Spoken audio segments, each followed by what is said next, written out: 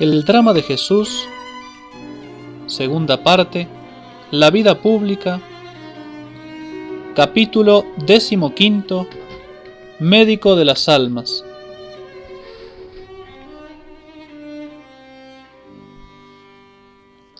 Estrechado Jesús con insistencia por un fariseo llamado Simeón a que comiese en su casa, aceptó el convite. Aunque estaba muy lejos de andar en busca de semejantes invitaciones, tampoco las rehusaba de manera absoluta, y esto era lo que le había valido los injuriosos reproches de glotón y bebedor. Así, allí como en los demás sitios, sabía que obedecía a la voluntad de su Padre Celestial y que cumplía su elevada misión.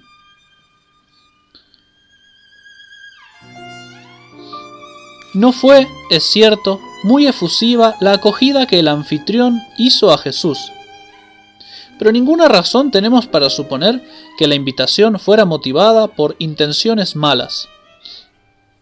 Jesús echará en cara a Simón el haberle recibido con frialdad, pero no el haberle tratado como a enemigo. Este fariseo, como tantos otros, quería ver de cerca al santo personaje cuyo nombre resonaba por doquier y que arrastraba en pos de sí a la muchedumbre del pueblo. Y quién sabe si no se sentía atraído por su santidad, por su predicación y milagros, y deseaba observarle en la intimidad. Su frialdad puede ser motivada por respeto humano, el temor a lo que dirían los demás fariseos que asistían al convite. Con esto se explicaría suficientemente su invitación y su actitud. Para describir un poco los convites orientales, bien se puede decir que los comensales estaban medio acostados y medio sentados. Las piernas y la parte inferior del cuerpo estaban extendidas sobre un sofá, mientras la parte superior de la cintura para arriba estaba ligeramente elevada y sostenidas por el codo izquierdo sobre el cual se recostaban, normalmente sobre un cojín, y el brazo derecho y la mano derecha quedaban así libres para poder alargarse y tomar el alimento de la mesa. La mesa, bastante baja y cercana a la cabeza de los convidados, estaba colocada en el centro del círculo. Imaginemos un sol. El círculo del sol sería la mesa, y cada uno de los rayos, los cojines, que se van extendiendo alrededor de la mesa de tal manera que la cabeza de los convidados está apuntando hacia la mesa. Los pies de cada uno de los convidados quedaban fuera de los divanes por el lado que quedaba libre para el paso de los sirvientes. De improviso, penetró una mujer en la sala del festín. Era tristemente conocida en la ciudad por su conducta reprensible. Era una pecadora, dice delicadamente el evangelista, omitiendo su nombre. La palabra pecadora, aplicada a una mujer, no es posible darle una interpretación benévola. Si no era una vulgar meretriz, no cabe dudar que había llevado por algún tiempo una vida harto relajada. Pero ¿cómo semejante mujer osó entrar en una casa honrada y aún en la sala del festín? Para nosotros en Occidente parecería atrevimiento, caradurez. Esto, sin embargo, estaba en perfecta consonancia con los usos, mucho más familiares y abiertos del Oriente bíblico. Mas como quiera que fuese, aquella intrusión denotaba una santa osadía y animosa resolución. La pecadora quería a todo trance acercarse a Jesús para alcanzar de él su perdón. Poco le importaban las molestias, insultos y aún malos tratos si con ello conseguía llegar pronto hasta él. Fácil es adivinar, muy poco antes, por obra inmediata de la predicación del Salvador, aunque sin haberle tratado aún personalmente, había comprendido la desventurada, qué fea era su conducta, y movida por la gracia, le había prometido a Dios y se había prometido a sí misma comenzar una nueva vida. cuyas santas prácticas reparasen sus anteriores desórdenes. Pero deseaba dar público testimonio de su gratitud a aquel a quien debía su conversión y recibir de sus manos puras una bendición poderosa que la ayudase a perseverar en su resolución. Por eso la vemos entrar, presurosa, en la casa del fariseo, como si temiese dejar pasar la hora de Dios sin aprovecharla. De un vistazo, al entrar, descubre el lugar que ocupa Jesús. Su intención es colocarse detrás de él y perfumar con un bálsamo líquido que lleva en un vaso de alabastro los sagrados pies que Jesús tiene descalzos, pues según la costumbre oriental ha dejado las sandalias a la entrada de la casa. Pero vencida de fuerte emoción, mezcla de arrepentimiento, de gratitud y de respetuoso afecto, no puede contener sus lágrimas que caen sobre los pies de Cristo. Soltando sus cabellos, entonces, se sirve de ellos ingeniosamente, como de un lienzo que no había traído, para enjugar las huellas de su llanto, que con vergüenza había mojado los pies de Cristo. Luego de haber cubierto de piadosos besos los pies del Maestro, derrama sobre ellos el perfume contenido en el vaso de alabastro. No pronuncia una sola palabra, las tiene atadas en la garganta. Pero qué elocuente es su conducta, que también manifiesta la viveza y la sinceridad de sus sentimientos. Su gratitud efusiva, su amargo pesar, su generosa abnegación le sugieren el medio más natural y delicado de mostrar sus afectos. Imaginemos la extrañeza que, sin duda, causó a los asistentes el proceder de la pecadora. El dueño de la casa, fariseo al fin, decía en su interior: si éste fuese profeta, bien sabría quién y cuál es la mujer que le toca, porque es pecadora. No ignoraba Simón que las turbas atribuían a Jesús el título de profeta.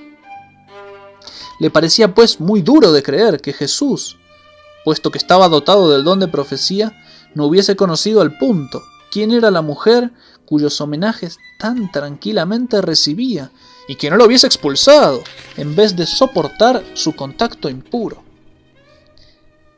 La que le toca. ¿Cuánto dicen estas palabras? Un rabino, a quien sus discípulos le preguntaban ¿a qué distancia se ha de permanecer de una cortesana?, respondió gravemente: a la distancia de 4 codos, es decir, más de 2 metros. ¿Qué diferencia entre Jesús y los rabinos? Sin embargo, Jesús le va a mostrar a Simón que es profeta, que conoce la historia de esta mujer y conoce también sus pensamientos, los pensamientos de Simón. Cuánta dulzura y bondad en la amonestación que le hace a Simón. Simón, comienza, te quiero decir una cosa. Maestro, dila, responde cortésmente el fariseo, dando a su invitado el título de rabí, equivalente al de maestro. Y Jesús, envolviendo discretamente su pensamiento en una especie de caso de conciencia, añade: un acreedor tenía 2 deudores. Un prestamista tenía 2 deudores. Uno le debía 500 denarios, que equivale al sueldo de 1 año y medio. Si recordamos la parábola de los obreros de la viña, el sueldo de un día era 1 denario. 500 denarios, pues, eran más de 1 año y medio. Uno le debía, pues, 500 denarios y el otro 50, que equivale a 1 mes y medio, un poco más de mes y medio de trabajo. Mas como no tuviesen con qué pagarle, le perdonó la deuda a los 2. ¿Cuál de los 2 le amará más? Esas últimas palabras vienen a decir cuál de los 2 deudores deberá testificarle más afectuosa y generosamente su reconocimiento. ¿Cuál debe estarle más agradecido? La respuesta era sencilla.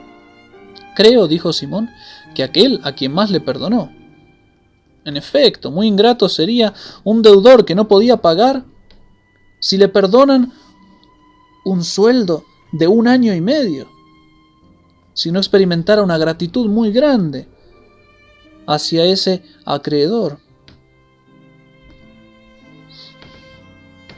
Rectamente has juzgado, dijo Jesús, y volviéndose hacia la mujer, que seguía a sus pies, como si sólo ahora se diera cuenta de su presencia, continuó dirigiéndose al fariseo, mirando a la mujer.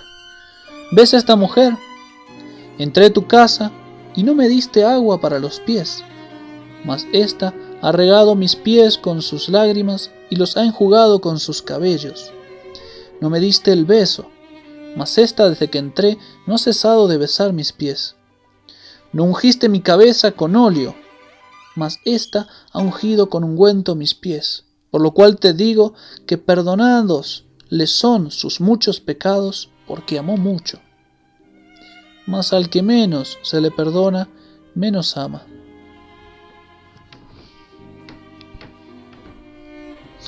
A la llegada de los convidados, uno de los criados o criados de la casa, y a veces el dueño mismo, acostumbraba a lavar y enjugar respetuosamente los pies, mal protegidos del polvo y del barro de los caminos por las simples sandalias de que iban calzados. El anfitrión acogía también a sus huéspedes, de costumbre con un beso, que hoy mismo es el modo ordinario de saludo, incluso entre los hombres en los países bíblicos. En fin, durante la comida se derramaba sobre la cabeza de los invitados algunas gotas de perfume, por lo común óleo de buena calidad.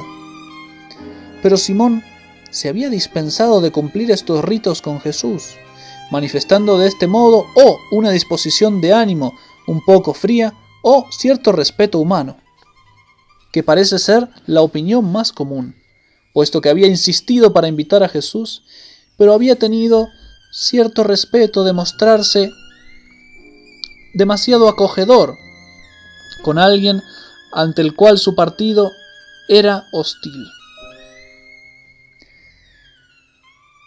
Al que menos se le perdona, menos ama. Son palabras dirigidas al fariseo. Es un reproche indirecto a la conducta de Simón.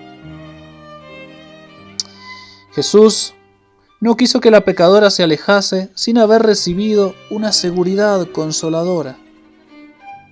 Dirigiéndose a ella por primera vez, hasta ahora no le ha hablado, le dice entonces con dulzura: tus pecados te son perdonados. Era una absolución en regla. Pero al oír estas palabras, como ya había sucedido en otra ocasión, se escandalizaron los circunstantes y dijeron dentro suyo: ¿quién es este que perdona los pecados? En el fondo de esta pregunta había una acusación implícita de blasfemia. Pero sin preocuparse de esta oculta protesta, dice todavía el Salvador a la mujer: tan feliz ahora, tu fe te ha salvado, vete en paz. Ciertamente, una fe vivísima, acompañada de profunda contrición y de un grandísimo amor, había producido esta maravillosa regeneración. Esta mujer, como dicen San Gregorio y San Agustín, era María la Magdalena, la hermana de Marta y de Lázaro, el que resucitará al Señor.